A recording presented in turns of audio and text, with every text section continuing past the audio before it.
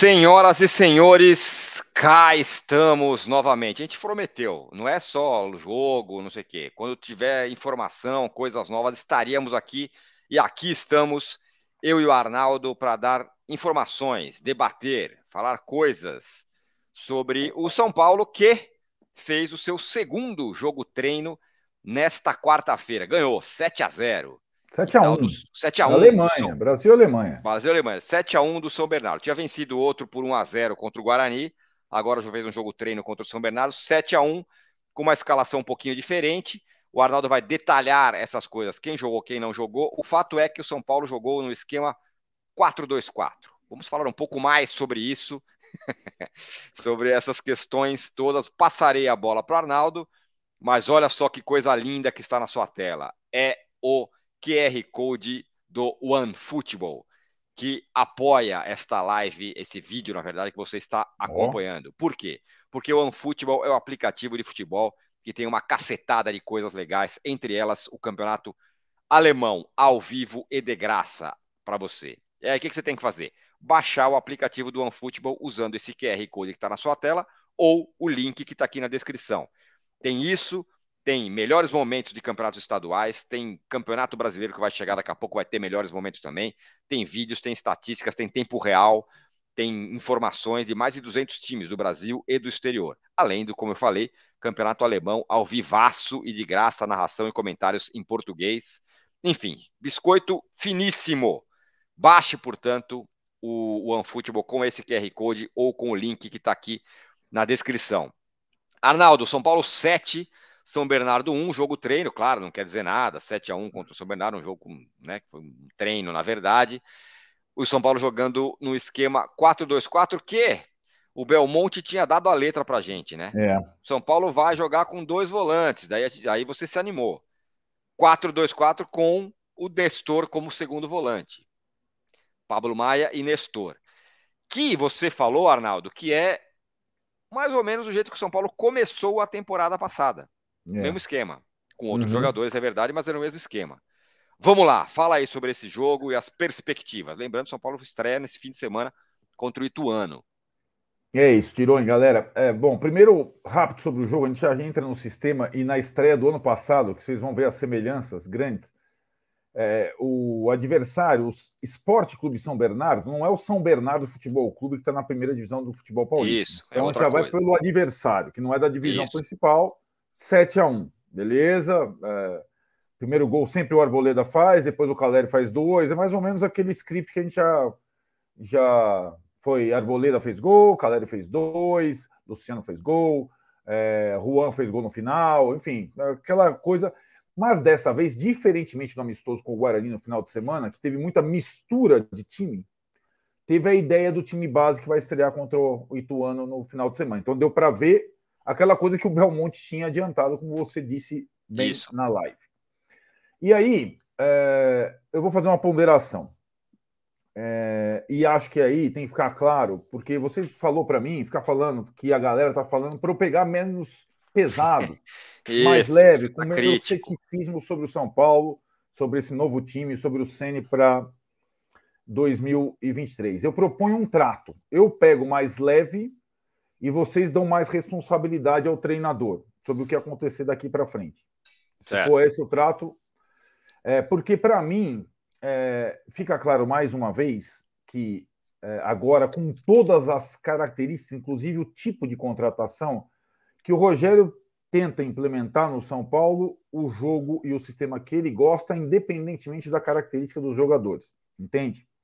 Eu acho que essa tentativa foi feita já o ano passado e rapidamente foi desmontada pelos resultados, mas ele cai em tentação em 2022 em momentos cruciais, como no jogo contra o Palmeiras e principalmente no jogo contra o Del Valle. Ele cai nesse sistema, nesse 4-2-4, e na verdade a gente viu no campo, é mais fácil, não é 4-2-4, porque o Nestor, como diz Marília Ruiz, não é volante.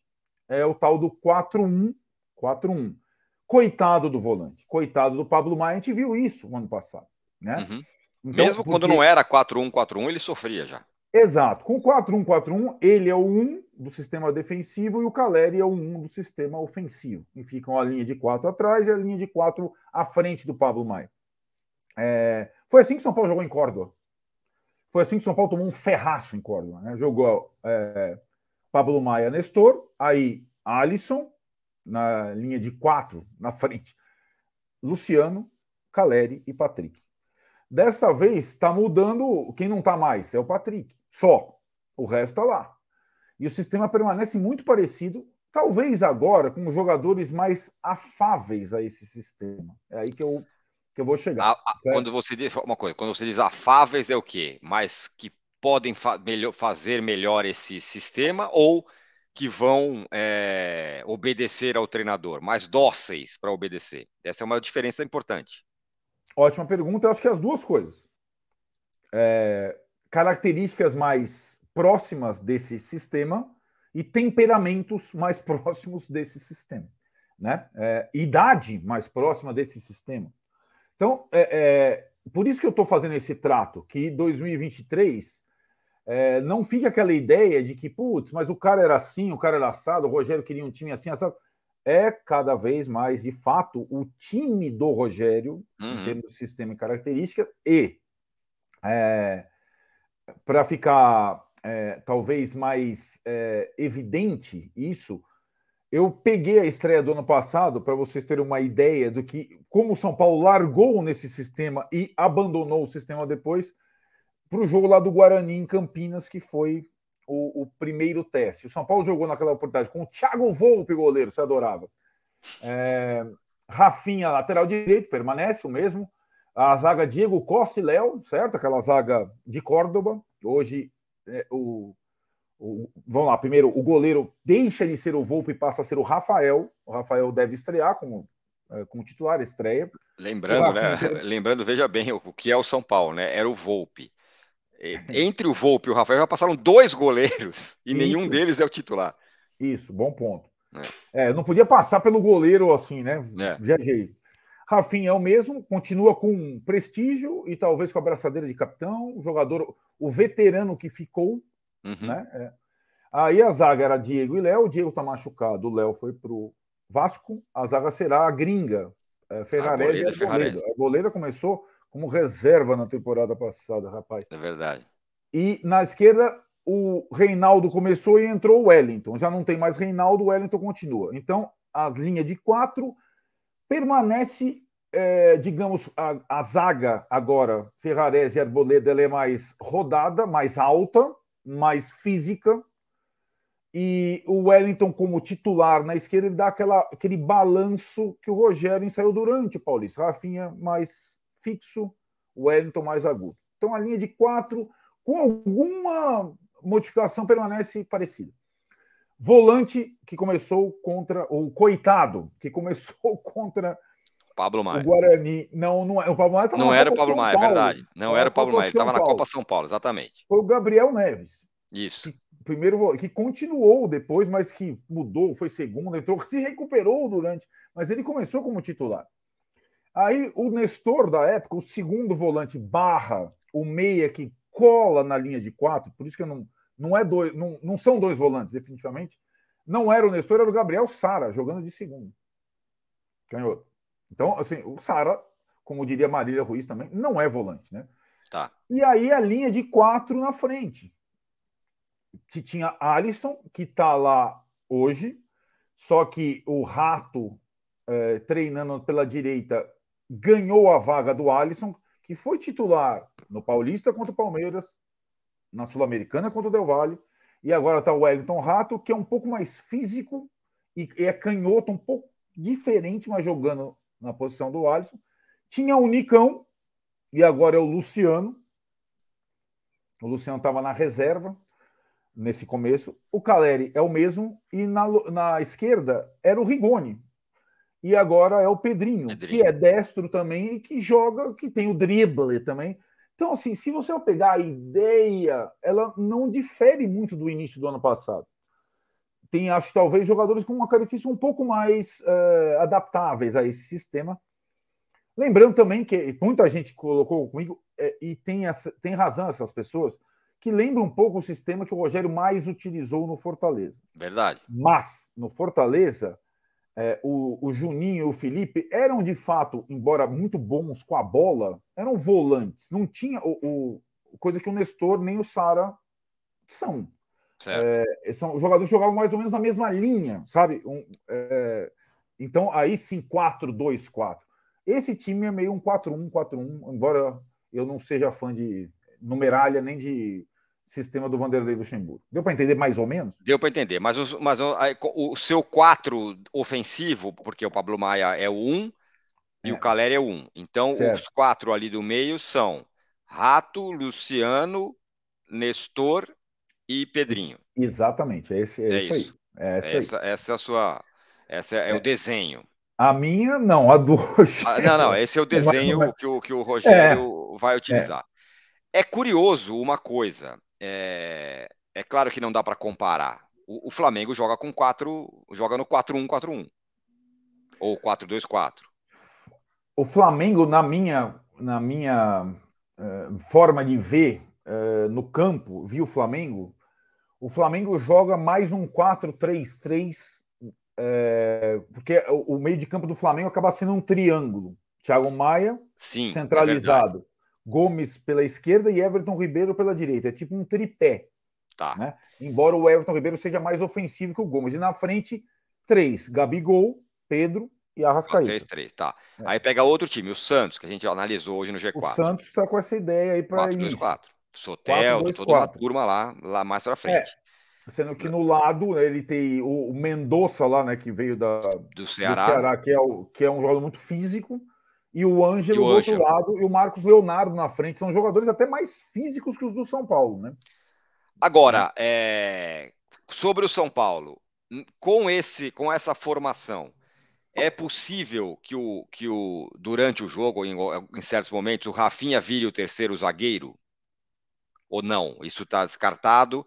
E aí você teria 3, e aí teria o Pablo Maia, um volante. Quando você tem 3 zagueiros, você tem um volante, é menos pior, vamos dizer assim. Bom ponto. E aí a resposta não, exatamente porque nesse lado. Não. Porque nesse lado direito desse novo time não tem jogador destro. Então não tem o ala. Não tem o ala, não tem o Igor Vinícius. Isso, é isso.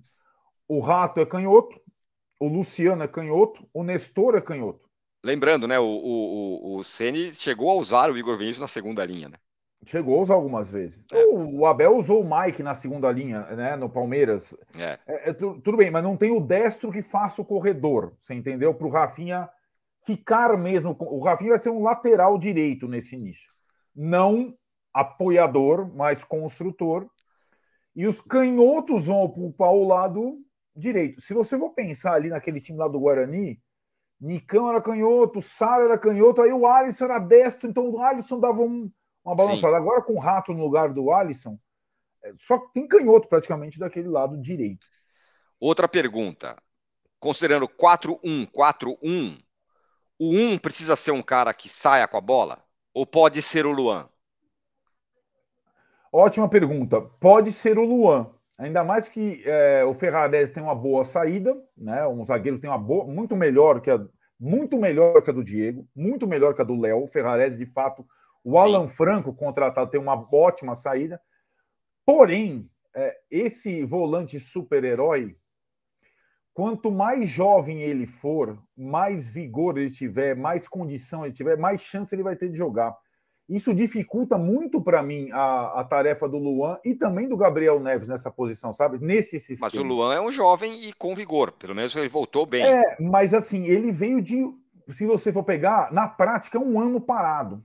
É verdade. E ele, fisicamente, ele mudou, né? Ele, embora tenha voltado 8 quilos mais magro, ele ainda é um jogador um pouco pesado para essa função múltipla. Certo. Agora, tem uma novidade aí que não estava no script. O Mendes, o equatoriano, jogou Copa do Mundo. Pois é. Ele pode até ser esse no lugar do Pablo, mas como jogou no Equador muito bem com o Caicedo, que joga lá na Inglaterra, ele fazia muito bem uma dupla de volantes. E eu acho que o São Paulo tem um elenco hoje bom para fazer uma dupla de volantes. O Neves vai bem de dupla, o Pablo acho que vai bem de dupla, o Luan vai bem de dupla, com fazer com o Luziero, mas, por enquanto, é um herói solitário o volante do São Paulo. Lembrando que esse vídeo que você acompanha tem o apoio do OneFootball, aplicativo de futebol que você pode baixar de graça usando esse QR Code que está aí na tela ou o link que está aqui na descrição.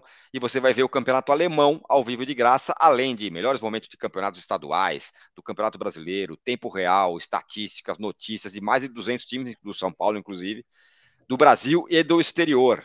Então baixa aí, que é de graça e você ainda dá uma força para a gente. O OneFootball é biscoito finíssimo, muita informação, muita coisa legal lá no OneFootball. Vou até deixar o QR Code aí na tela para você baixar. Agora, perguntei do Luan e tal.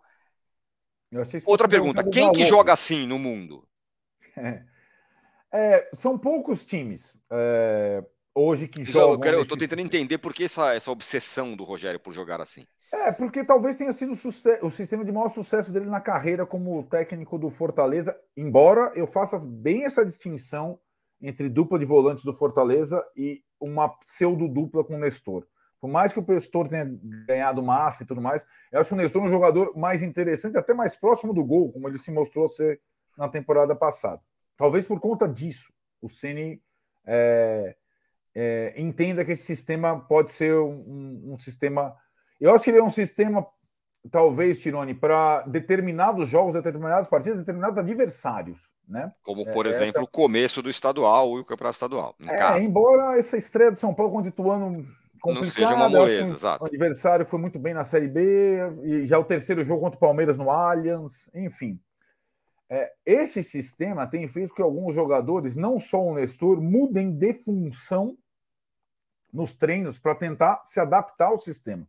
Então, de novo, o meu pacto com você aqui.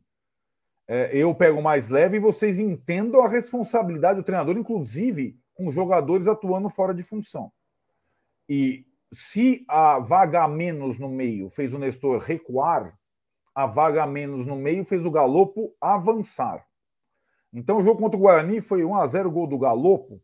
O Guarani está no grupo do São Paulo. Esse é um adversário que dá para mensurar alguma coisa. O Galopo ou está treinando na vaga do Luciano, ou está treinando na vaga, às vezes, até do Caleri, porque não tem substituto. Tem o Juan. Até de falso 9 ele tem treinado, porque ele tem presença na área, porque ele faz gol e porque o time se desfez de todo mundo ali. Uhum. Naquela, Éder, Bustos, etc e tal, não trouxe ainda o David, que é um jogador que fazia no Fortaleza um pouco desse sistema, era o híbrido que fazia nesse sistema 4-2-4 ou 4-1-4-1, ou o centroavante ou o cara de lado. Então ele é um cara interessante para esse sistema, forte para esse sistema. Então o Galopo... por que o Galopo não está... O Galopo não está... Em tese, o Galopo é um jogador da posição do Nestor, mas eles se separaram.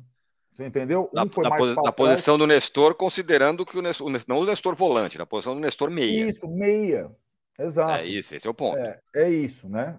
Agora, para finalizar, isso é uma boa ou uma má notícia? O Galopo ser um cara versátil que pode entrar em uma ou outra função, porque no fim das contas, no time titular ele não tá. E a expectativa sobre isso era muito grande. Eu acho o Galopo um jogador bem interessante por conta disso.